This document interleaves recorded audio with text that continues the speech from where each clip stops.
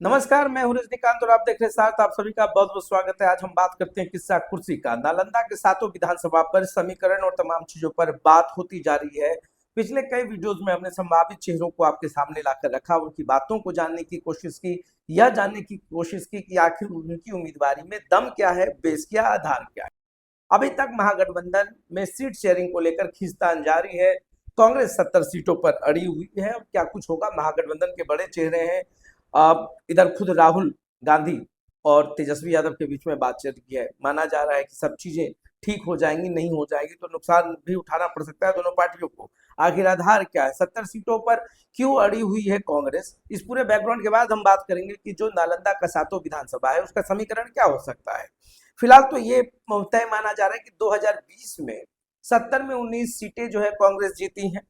वैसे वैसे ही सीटें रही हैं जिसमें 2020 की बात कर रहे हैं। 2015 में 41 में से 27 सीटें कांग्रेस जीती थी और 70 जो सीटें जीती गई हैं, मतलब 70 जो सीटें हैं उसमें 27 जो जीत हुई है उसमें से 19 सीट कांग्रेस जो है दूसरे पोजीशंस पे रही है और कुछ 8 सीट ऐसे हैं जिसमें 5000 वोट से पिछड़ गई है। तो कुल मिलाकर के कांग्रेस का तो ये आधार बनता है। राजद चूंकि बड़ी पार्टी बनकर उभरी थी, उनकी अलग दावेदारी है। 2020 में 144 सीटों पर राजद लड़ चुकी है चुनाव, उसमें से जो है 75 सीटों पर जीत दर्ज की है।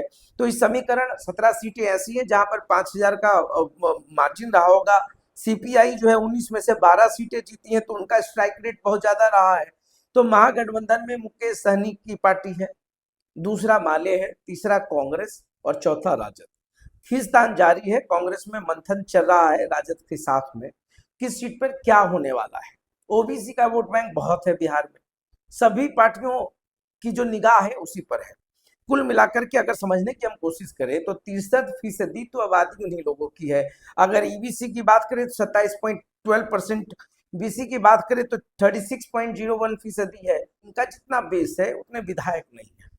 कांग्रेस के युवराज जो है राहुल गांधी ने स्ट्राइक किसी को किया, फोकस किसी को किया।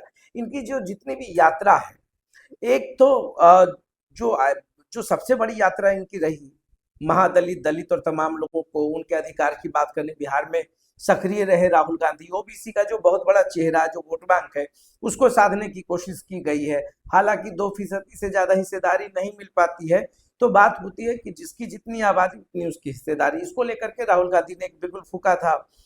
दूसरा जो है आपने देखा होगा कि वोटर कार्ड को लेकर कितना बड़ा आंदोलन हुआ बिहार में। बिहार में यात्राएं हुई हैं, राहुल गांधी ने उसको भी केंद्रित किया। अब जोश भर चुके हैं वो। तो उस मुद्दे पर भी कांग्रेस अड़ी हुई है कि नहीं, इस बार जो है मेरा चेहरा ठीक ठाक हो चुका है, मजबूती से हम लड़ सकते हैं।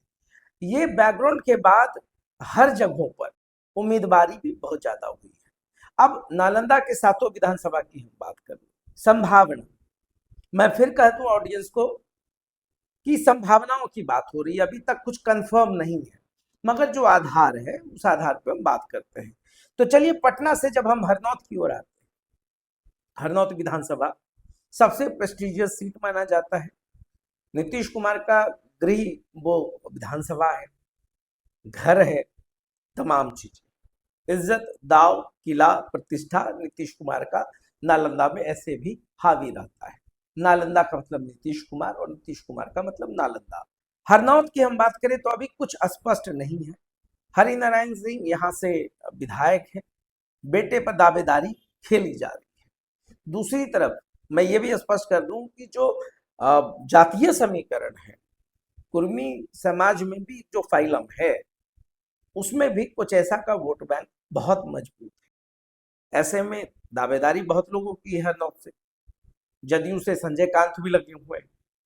जदयू से एमएलसी संजय गांधी की पत्नी वो भी ताल ठोक चुकी हैं, वो भी चुनावी मैदान में है। अब चूंकि एमएलसी पति है और पत्नी को टिकट देना ये थोड़ा असमंजस की स्थिति नीतीश कुमार के लिए हो सकती है, मगर राजनीति में कुछ कंफर्म नहीं है, कुछ भी हो सकता है। जदयू से हरिनारायण सिंह के बेटे को भी मिल सकता है, जदयू से कोई और भी दावेदार हो सकते हैं। अभी सब जो है वो भविष्य की गोद में है, मगर संभावना तो है। ऐसे में कांग्रेस के जो उम्मीदवार हो सकते हैं वो अनिल सिंह। अनिल सिंह पिछले कई दशकों से हरनौत की राजनीति, चंडी जो क्षेत्रीय राजनीति उसमें काफी सक्रिय रहे। 1962 से 82 तक उनके पिता विधायक रहे, डॉक्टर रामराज सिंह, और खुद अनिल सिंह भी 2 टर्म विधायक रहे, समता पार्टी से भी रहे हैं।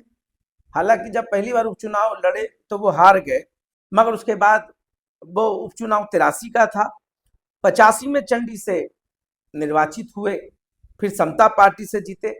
उस वक्त में 4 सीट ही समता पार्टी पूरे बिहार में जीत पाई थी, वो 1 सीट अनिल सिंह ने जीत दर्ज की।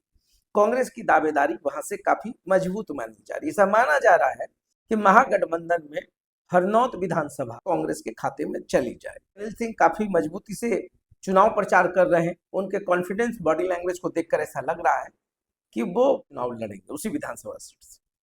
तो एक कांग्रेस की मजबूत दावेदारी इस रूप में देखी जा रही है, क्योंकि कांग्रेस से विधायक रह चुके हैं अनिल सिंह, सत्ता पार्टी से रह चुके हैं और मजबूत समीकरण है।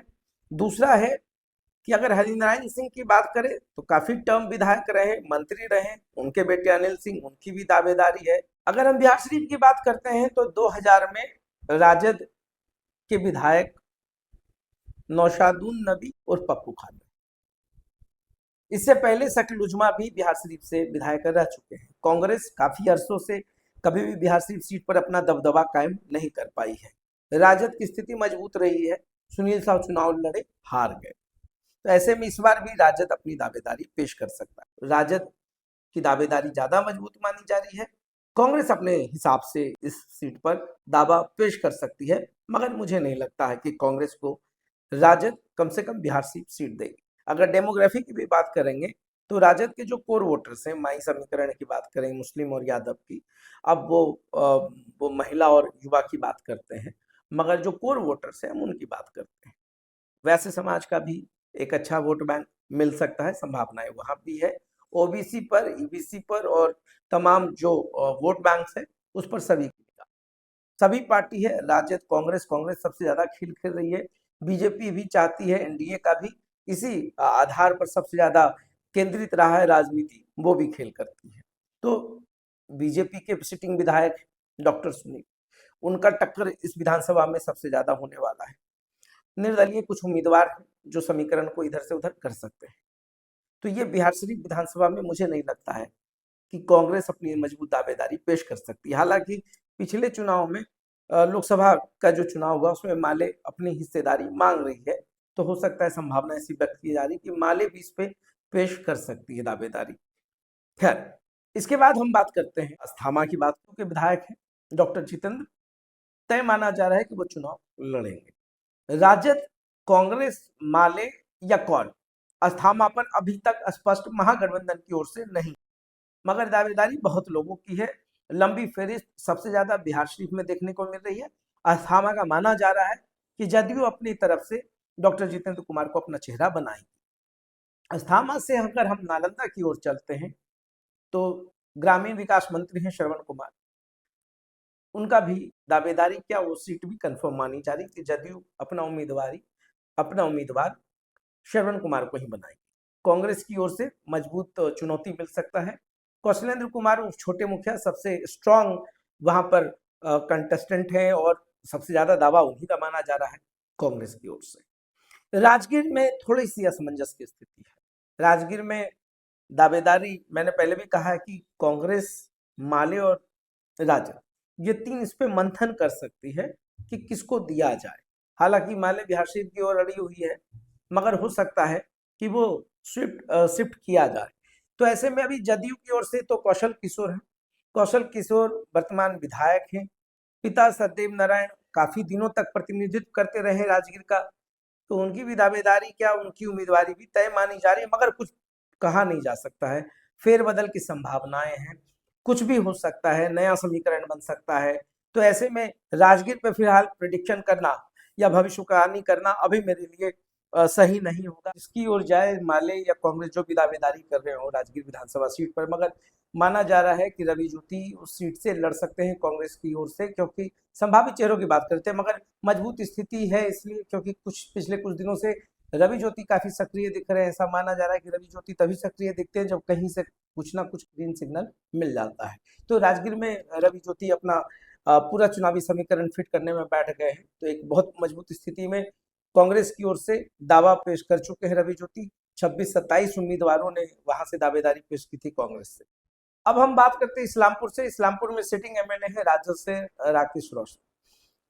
तय माना जा रहा है कि 2025 का चुनाव भी वो लड़ेंगे। इस्लामपुर में भी जदयू की तरफ से काफी मजबूत टक्कर होने वाली है।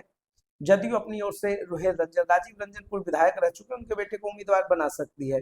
बहुत सारे नाम इस्लामपुर में, फिर भी अभी जो रोहित रंजन एक तो यंग और जिस पर्सनालिटी के हैं, जो फैमिली बैकग्राउंड रहा है, तो उनकी उम्मीदवारी भी तय मानी जा रही है कि हो सकता है वो चुनाव लड़े या नीतीश कुमार उनको चुनाव लड़ाए। युवा चेहरा है, बदलाव संभव है। इस्लामपुर से हालांकि बहुत लोग लगे हुए हैं, पूर्व विधायक चंद्रसेन भी लगे हुए हैं, मगर नीतीश कुमार किसकी ओर फैसला देते तो आने वाला वक्त तय करेगा। मगर सक्रियता से समझ में आ रहा है कि रोहित रंजन वहां से चुनाव लड़ेंगे की बात कर रहे हैं। हिलसा की हम बात करें तो शक्ति सिंह यादव दावेदारी अपना पेश करेंगे राजद की ओर से। पूर्व विधायक रह चुके हैं, पहले भी वो चुनाव जीत चुके हैं, पिछले बार 12-13 वोटों से हारे हैं। मजबूत स्थिति बनती है। जदयू की ओर से अभी तक कुछ फाइनल नहीं है। प्रेम मुखिया के नाम पर मुहर लगेगा या नहीं लगेगा, क्या बदलाव की बात हो सकती है, ऐसे बहुत सारे चर्चाएं हैं राजनीतिक कॉरिडोर में, मगर जो नीतीश कुमार चाहेंगे वही होगा। प्रेम मुखिया भी आश्वस्त है, बहुत सारे लोग हैं, रमेश कुमार नीरज लगे हुए हैं।